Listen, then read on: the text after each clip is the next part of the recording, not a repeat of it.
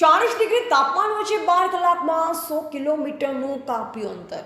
ધાનેરાના રવિયા ગામના 3 બાળકોએ સ્કેટિંગની ટ્રેનિંગ પૂર્ણ કરી દિયોદર બાણ માતાજીના દર્શન કર્યા. ત્રણેય બાળકોએ રાજ્ય કક્ષાએ ભાગ લઈ જિલ્લાનું કરશે નામ રોશન.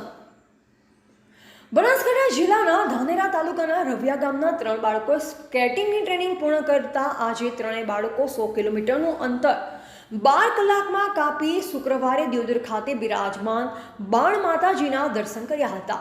હવે ત્રણેય બાળકો રાજ્ય કક્ષાએ ભાગ લઈ સમગ્ર જિલ્લાનું નામ રોશન કરશે. ધાનેરા તાલુકાના રવિયા ગામે રહેતા વિશાલ સુરેશભાઈ નોગોહ ધોરણ 2 માં અભ્યાસ કરે છે.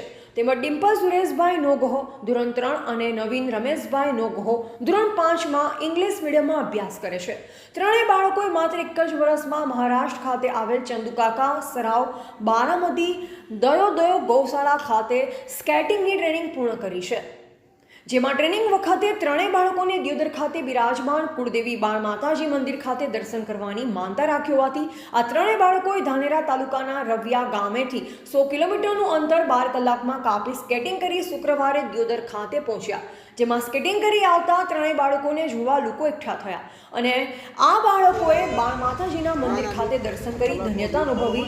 જેમાં બાળકોએ સ્કેટિંગની ટ્રેનિંગ પૂર્ણ કરતા હવે રાજ્ય કક્ષાએ બાળકો ભાગ લેશે અને સારો દેખાવ કરી જિલ્લાનું નામ રોશન કરશે. આ બાબતે ડિમ્પલ નોગોએ ક્ષત્રિય જોશ સાથે વાત કરતા જણાવેલ કે સ્કેટિંગ શીખવા માટે ખૂબ મહેનત જરૂરી છે. જ્યારે અમને ટ્રેનિંગ માટે લઈ ગયા ત્યારે અમે માતાજીની માનતા રાખી.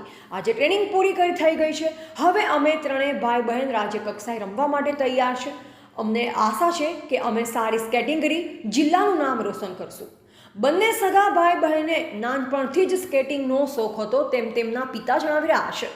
આ બાબતે રમેશભાઈએ ક્ષત્રિય જોશ સાથે વાત કરતા જણાવેલ કે અભ્યાસની સાથોસાથ બંને ભાઈ બહેનને સ્કેટિંગનો શોખ, જેથી અમે 2 અમારા દીકરા અને 1 મારા ભાઈના દીકરાએ મહારાષ્ટ્રમાં ટ્રેનિંગ અપાવી છે. હવે રાજ્ય કક્ષાએ રમવા માટે તૈયાર છે. બ્યુરો રિપોર્ટ અનુપ ઠાકોર, ક્ષત્રિય જ્યોત ન્યૂઝ દિયોદર.